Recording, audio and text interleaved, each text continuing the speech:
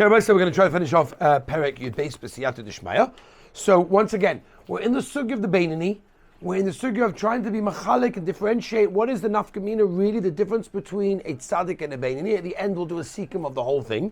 Until now, or at least what we did yesterday, was that he's managed to sort of take a hold of his leiv. His brain seems to be, his seichel seems to be in control. It's in the driver's seat, and therefore he has the ability to decide and steer the direction he wants, even though lemaisa, the ra, in the inner side of him, in the essence of who he is actually inside him. So in the middle of this paragraph, the paragraph begins v'afal pikein, at least in my Tanya, but we're somewhere in the middle, and maybe let's just go from here, a few lines up. The essence of his nefesh bahamis, that is all the way in from the from the klipa of the nefesh bahamis on the left side. It's not being moved from its place.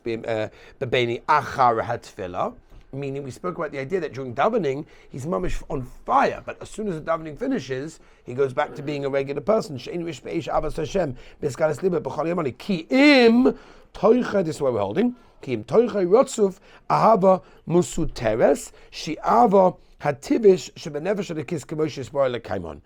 basically means what the Tanya is telling us the rest of the day, not during those times of tefillah.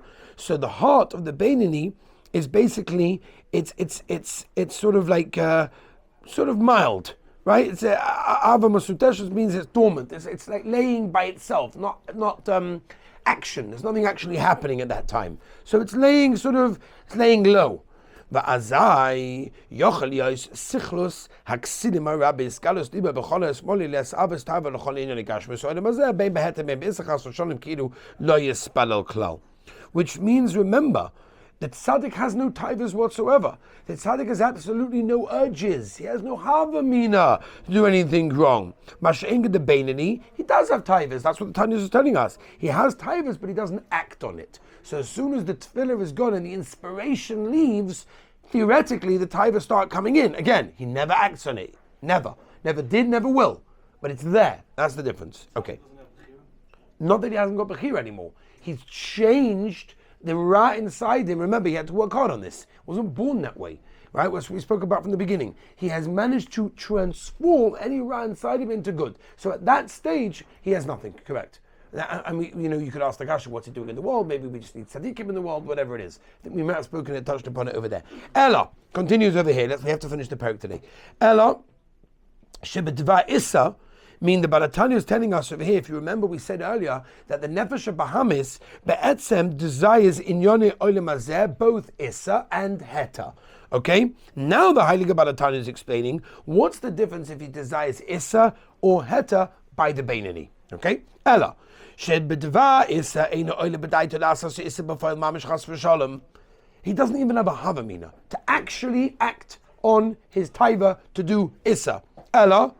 Hihura vera koshem avera, right? It's a yadu de gazach. We're going to learn later on, Be'ez Hashem. It's Gemara Yuma also. The Gemara Yuma Chav Tes tells us that the hirur avera, the thought of doing avera, can actually be worse than the avera itself, and therefore yechaylim lifol lalois lemoichai unevalbalai mitayv avoida. It can get him confused. It can be able to go all the way to the brain, to his moik, to the seichel, right? The chochma bina v'das up over there, and it can sort of confuse him from his Torah, from his Avodah. Like the Gemara said, Baba Basra, he quotes over here, Gimel Averis, 3 Averis. Ein Odom Nitzel Mehem B'chol Yoim. Imagine this, Gemara Baba Basra. There are 3 Averis that a person is never saved from every single day. What are they? Amazing, he only tells us 2, by the way. Number 1, Hero Avera. Nobody is spared from not having Hero Avera. Everybody has Hero Avera. And the Iyun Tefillah. Ian Tefillah, by the way, it's machlokes what this means, Ian Tefillah. The Rashbam says it means that a person feels he's on such a high madriga that he davened such a good Tefillah, Hashem has to answer me. So that's a Saveira, like, who are you? That's called Ian Tefillah, at least according to the Rashbam. The third, by the way, he doesn't bring over here. The third one is what? Everyone knows Gemara Barabasa, we just had it not long ago, Daf Yomi, is Avak Lashon Hara. Avak Lashon Hara is something that unfortunately very hard to stay away from. And the Gemara says that unfortunately in that case, why doesn't he do that? Why doesn't the Balatanya mention Avak Lashon Hara? Why wouldn't he mention the third one? He said there's 3. Why only mention 2? Teretz is Because the Beinoni is completely mastered over Avak Lashon Hara. By him, there's no Avak Lashon Hara. It's not negate. It's only those two. Interesting. Anyway, weiter. Rak. Shelezeh moyel rishimu b'moichem v'yiras Hashem v'avosai hamusteres b'chol yamin, which means over here that Tanya is answering how the Beinoni manages to overcome all of these urges that urge him to do things. Why? Because the mind is ruling over the heart. Remember what we spoke about yesterday? That's a heart wants something naturally that gives it pleasure, and the mind, the seichel, takes over and says, not a good idea, don't eat the cake, don't have the candy, because the seichel rules. So by the Beinoni, what's happening is his mind rules over the heart, and therefore whatever's left over after tefillah, that inspiration, that ava, that connection, he's using. Okay? Again, Rishimu, by the way, is a roshim. A roshim means an impression. It's like, for example, after Yom Kippur, we all know that Motzei Yom Kippur, we're not holding by the Madriga, we were holding by on Yom Kippur, correct? But the roshim is there. We're still living off the roshim of Yom Kippur. What an inspiring Yom Kippur. I'm going to try to do better, whatever it may be, even if we're not Lemaisa on the level of Yom Kippur. It leaves a roshim. So the tefillah that this Beinoni had left a roshim on him, that he's able to utilize that his brain is going to be ruling and overriding the lave, okay? Again, this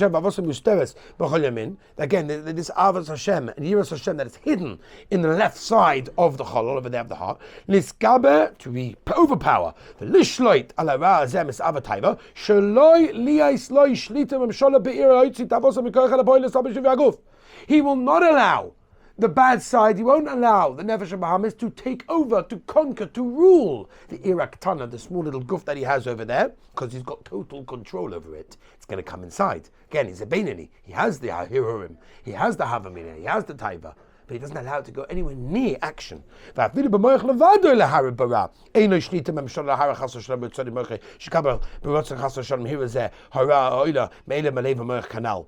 words, even the Maisa, the hero alone, right?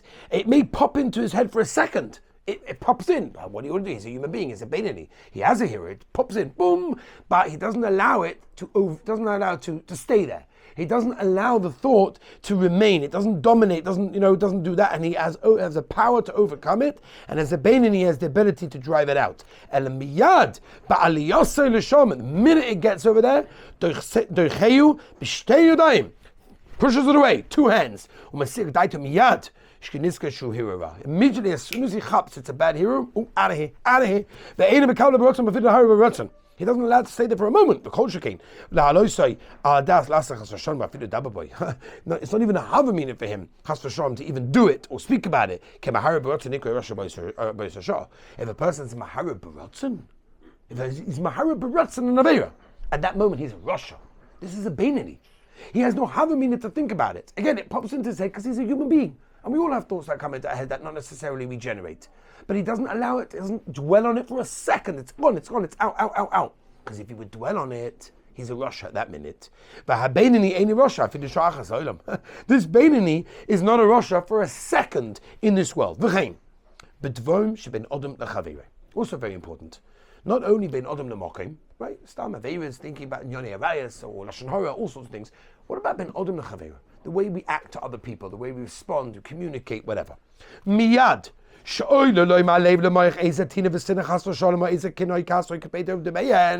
It comes into his heart, to the brain, some kind of hatred towards someone else. I don't like this guy. Or, for example, a bit of sinner, a bit of hate, or kina, jealousy, or kas, anger, or kpeda, bimakped, right? Kas comes from the lave, kpeda comes from the brain. He is absolutely not accepting it in his brain. He turns it around. That little thought that pops into his head, he flips it. Forget that he acts with the person with tremendous chesed. That means even if a person acts with him in a horrible, terrible way, the Beinoni knows how to react with love, with positivity. Completely the opposite. No gvura, just chesed. Okay? And he's able to cope with anything. Even if the guy is acting to him in a terrible, terrible way, he knows how to act with love. with positivity, with kindness. He's never angry. Right? And again, he's not going to do whatever it is that he desires. He only repays with gratitude, with positivity.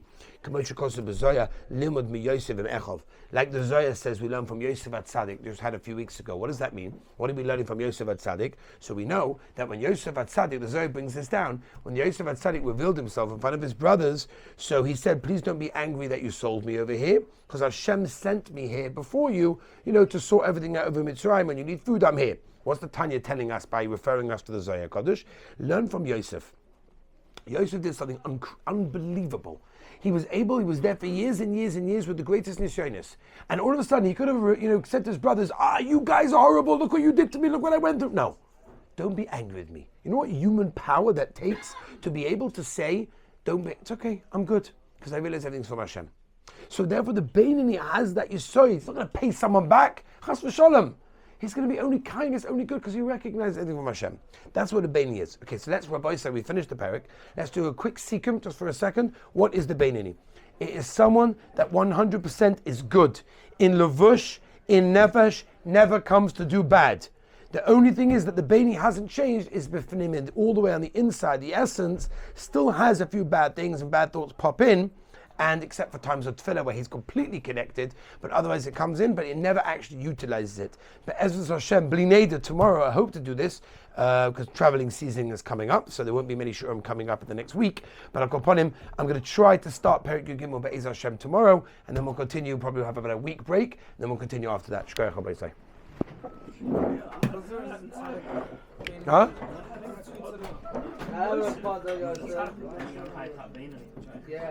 No, we're learning from Yosef, not the fact that he's a Beinoni. The Zohar does, and